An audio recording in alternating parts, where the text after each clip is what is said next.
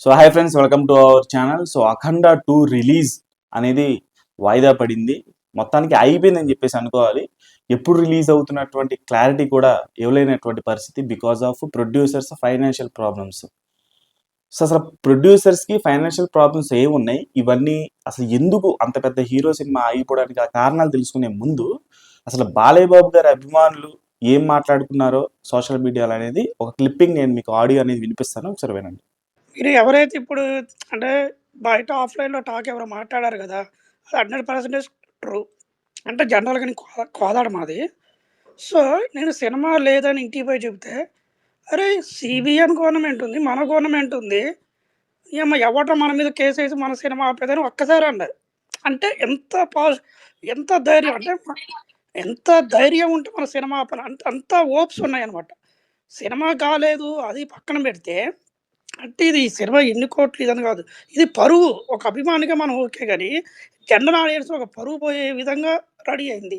మనం ఎంతసేపు హీరో చూసుకుంటాడా, ఎవరు చూసుకుంటాడో పక్కన పెడితే, అసలు ఆ ప్రొడ్యూసర్‌లు మంచితనాన్ని చేతగానితనంగా తీసుకుంటుర్రు. అంతే. వాళ్ళ మెడ మీద కత్తి పెట్టితే తప్ప పని చెయ్యరు. ఈ రోజుల్లో ఎవడైనా అంతే ఉండు. అది వాడికి ఏ క్లియరెన్స్ ఉన్నాయి, వాడికి ఏముంది. ఇప్పుడు మొన్నేమన్నాడు బాలయ్య, బోయపాటి 2 నిమిషాలు మాట్లాడతాం అయిపోయిద్ది. అంటే ఫస్ట్ నమ్ముతాడు. బోయపాటేమో ఎవరిష్టం వచ్చిన వాళ్ళ బయ్యర్‌ని పిలిసి, వాళ్ళని పిలిసి, ఈళ్ళని పిలిసి ఆయన డిస్ట్రిబ్యూట్ చేస్తాడు. ఆ! అన్నీ ఆయన ఇష్టం. సో, ఇట్లా చేయటం వల్ల ఏందంటే ఇంటర్నల్‌గా సక్సెస్ అయితే ఓకే. ఫెయిల్ అయితే చుట్టూ తిరిగి మన మీదకే వస్తుంది. ఆ! సో, ఇక్కడ ఏందంటే జనరల్ ఆడియన్స్ సినిమా థియేటర్ కాడికి పోయి ఎస్పెషల్లీ బాలయ్య అంటే మాస్‌లో ఒక హీరో. అతని క్యారెక్టర్ కూడా ఏందంటే చెప్తే జరగాలి. ఆ క్యారెక్టర్‌లే ఇప్పటివరకు హిట్ అయినాయి. ఆడి దాకా పోయి "నువ్వు పోరా బయటికి పో" లేదంటే ఎగ్జాక్ట్‌లీ. అది ఆ!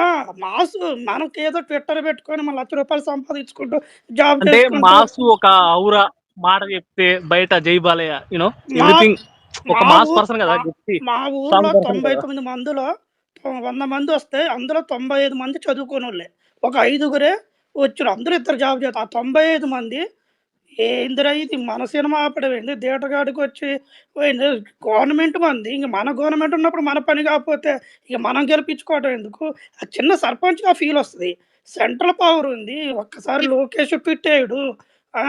సినిమా రేపు లేదులేండి రిలీజ్ రాంబాబు గారు. అయ్యంగా ఇది రాంబాబు గారు కరెక్ట్ ఇక్కడ బ్రో. మన ఇది గవర్నమెంట్‌కి కరెక్ట్. సంబంధం మన లేదు. చేతకంత. కొన్ని అన్నా లీగల్‌గా కొన్ని ఇగో వెంకటన్న గవర్నమెంట్ సంబంధం లేదు. ఇయన్నీ కరెక్టే. కానీ అది ఎవడు ఆలోచించడు. సినిమా రిలీజ్ కావాలి. గవర్నమెంట్ పోయి డబ్బులు కట్టి అది బ్యాక్ ఎండ్ ఏం జరుగుద్దో మనకు అనవసరం. షో పడుతుంటాని పడాలి. That is the power of అంటే పాలిటిక్స్. ఆఫ్లైన్ కాదు కాదు కొంతమంది 80 రియాలిటీ ఎలా 80 ఉంటుందంటే కోట్లు ఎలా వాళ్ళకి చేస్తారండి ఈ 80 కోట్లు ఆ! ఫైనాన్షియల్స్ 80 కోట్లు నువ్వు అప్పులు ఆలోచిస్తున్నావు గానీ వాళ్ళకి 800 సంబంధం ఉండదు. 80 కోట్ల మంది ఫ్యాన్స్ ఫీల్ అయ్యారా? అసలు వాడు ఎప్పుడు చెప్పిండు? అన్న వదిలేసి ఇంట్లో ఫ్యాన్స్ అని కాదు చెప్పేసి ఇప్పుడు అన్న పొలిటికల్ పవర్ యూజ్ చేస్తే మిస్యూజ్ చేసినట్టే కదండి మన పార్టీ అలా పొలిటికల్ డబ్బులు అట్లా చేస్తే కాదండి. పొలిటికల్ పవర్ అంటే ఏ పొలిటికల్ అనుభవి చదవనట్టు చెక్ రాసిచ్చి heroes Rambabu bro Rambabu bro మనకి అవన్నీ అవసరం రాంబాబు బ్రో బ్రో. అనవసరం అసలు. మనం ఏ రోజు పొలిటికల్ ఒక్క పవర్‌ని నిమిషం అండి. న్యూజిలాండ్ లో నేను మాట్లాడతాను. రాంబాబు బ్రో విషయం ఏంటంటే ప్రాబ్లం ఇక్కడ గవర్నమెంట్ కాదు. ఇప్పుడు నీకు ఒక అప్పు ఇవ్వాలి, వాడికి ఏదైనా స్థలం కానీ ఏదైనా అమ్ముతున్నప్పుడు లేదంటే ఆడికి జీతం వచ్చినప్పుడు పోయి డబ్బులు తీసుకోవాలని చూస్తారా? ఆడు కూడా అదే చేస్తాడు. ఇక్కడ మూవీ వీళ్ళని అనవసరం పని నేను సునీల్ అనేది బ్రో ఏంటంటే భయ్యా మీరు గవర్నమెంట్ అది మన బ్యాడ్ లక్ నేను అనుకోవాలి అనేది అంతే. ఏంటంటే భయ్యా ఇన్‌ఫ్లుయెన్స్ ఇప్పటికి నేను చేయాలంటే అనేది అన్నీ ఏంటంటే చేయొచ్చు. ఒక్క నిమిషం భయ్యా. కానీ బ్రో గవర్నమెంట్ ఇన్ఫ్లుయెన్స్ చేయడానికి కూడా టైం ఇవ్వలేదు. మనకు కాదు ఒక అనవసరం నిమిషం బ్రో సునీల్ బ్రో. నేను చెప్తానండి. గవర్నమెంట్ ఇన్ఫ్లుయెన్స్ చేయడానికి కూడా ఏదైనా మాట్లాడేదానికి కూడా ఛాన్స్ లేదు బ్రో. లాస్ట్ మినిట్ లో వచ్చింది అది.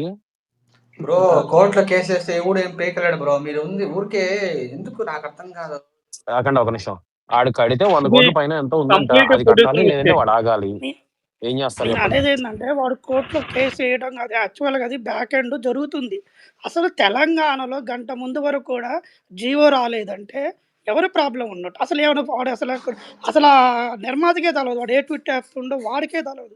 పిచ్చి కుక్కలాగా ఒక్కొక్కరు పిచ్చోళ్ళు ఎందుకండి ఫ్యాన్స్ని మరి ఇంత పిచ్చోళ్ళలాగా చూస్తారు? అసలు ఓపెన్ చేయాలి. ఒకటి చెప్పు లేదా ఆఫ్ చేయి. నేను ఎవడు తీయమంటుండు సినిమాలు నిర్మాతల్ని? ఎందుకు ఒక చిన్న హీరోనా? ఒక మాస్ ఫాలోయింగ్ అతను ఒక పెద్ద అసలు చెప్పినట్టు జరగాలి. బాలయ్య ఈరోజు కాదు. నరసింహనాయుడు 20 సంవత్సరాల నుంచి బాలయ్య చెప్పినట్టు చేయాలి అంతే. సినిమాలోనైనా బయటైనా అంతే వస్తున్నట్టు పక్కా జరగాలి. అరే మనల్ని ఆపడం ఏంటి బాసు? సో విన్నారు కదా బాలయ్య బాబు అభిమాని యొక్క బాధ. అందరూ హీరోల యొక్క అభిమానుల యొక్క బాధ కూడా ఇలాగే ఉంటుంది ఇటువంటి సిచ్యువేషన్ వస్తే. ఎందుకంటే చిన్న హీరో కాదు బాలయ్య, సీనియర్ హీరో, పెద్ద హీరో, స్టార్ హీరో. అటువంటి స్టార్ హీరో సినిమాకి ఇలా జరిగింది అని అంటే నిజంగా ఇక్కడ మనం మాట్లాడుకోవాల్సింది ఏంటంటే ఫ్యాన్స్ ఎమోషన్స్, టికెట్లు తెంపినటువంటి అభిమానులకి రిటర్న్ డబ్బులు ఇచ్చేస్తారు. అది బుక్ మై షోలో అయినా కావచ్చు, ఆఫ్లైన్లో అయినా కావచ్చు, థియేటర్ దగ్గర తీసుకున్న అయినా కావచ్చు.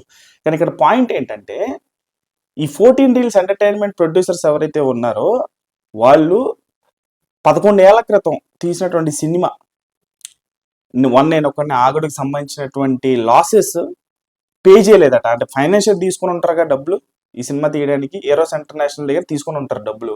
సో దానికి సంబంధించినటువంటి డ్యూస్ ఏవైతే ఉన్నాయో అవి పెండింగ్ ఉన్నాయి. సో అవి కట్టినందున వీళ్ళు కోర్టు కేసు వేసారు. సో దాని కారణంగా ఈ సినిమాని వాళ్ళు ఆపడం జరిగింది.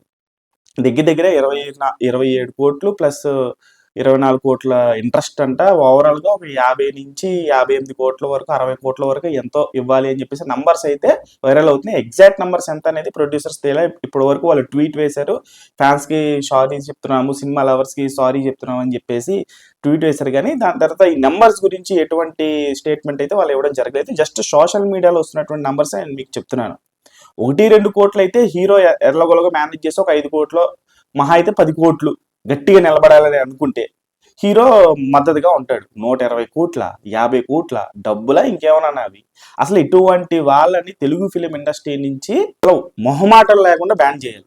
మొహమాటమే లేదు. ఎందుకంటే రేపు భవిష్యత్తులో వేరే ఏ హీరోలతో సినిమా తీసినా వాళ్ళు ఇబ్బంది పడతారు, వాళ్ళ అభిమానులు ఇబ్బంది పడతారు. ఆబ్వియస్లీ ఇప్పుడు సినిమా ఆగిపోయింది. ప్రెస్టీజియస్ మూవీ అఖండ తర్వాత అఖండ 2 సీక్వెల్లో, ప్రీక్వెల్లో కథ చూసేందుకు తెలియదు, రిజల్ట్ మనకు తెలియదు. బట్ సినిమా ఆగిపోవడం అనేది, ఇంత ఇమేజ్ ఉన్నటువంటి హీరో పాన్ ఇండియా పరంగా బాలయ్య బాబు గారు అంత కష్టపడి ఇటు సౌత్లో కావచ్చు, లేకపోతే నార్త్లో కావచ్చు, హిందీలో కూడా డబ్బింగ్ చెప్పారు ఆయన, అలాగే హిందీలో ఇంటర్వ్యూస్ ఇచ్చారు ఆయన. అంత కష్టపడినటువంటి హీరో కదా. సో అంత ఇమేజ్ ఉన్నటువంటి హీరో కదా. ఒక ఎమ్మెల్యేగా ఒక టీడీపీ అనేది ప్రజెంట్ ప్రభుత్వం ఉంది, ఓ పార్టీ సభ్యుడిగా ఉన్నటువంటి బాలయ్య బాబు గారి సినిమా అయిపోవడం అంటే నిజంగా ఫ్యాన్స్కి కానీ హీరోకి కానీ ఒక అవమానకరమైనటువంటి విషయం కదా ఇది. ఇటువంటివి భవిష్యత్తులో ఏ హీరోకి కూడా, ఏ అభిమానులకు కూడా జరగకుండా ఉండాలి అంటే ఇటువంటి ప్రొడ్యూసర్స్ని బ్యాన్ చేయాలి.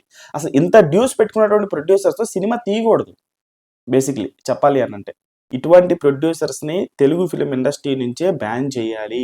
వాళ్ళని ఎంకరేజ్ చేయకూడదు. ఇన్ని అప్పులు పెట్టుకున్నటువంటి ప్రొడ్యూసర్స్కి తెలియదా? ఒక 5 కోట్లు 10 కోట్లు ఓకే, 50 కోట్లు 100 కోట్లు 120 కోట్లు ఈ నెంబర్స్ వినిపిస్తున్నాయి బయట.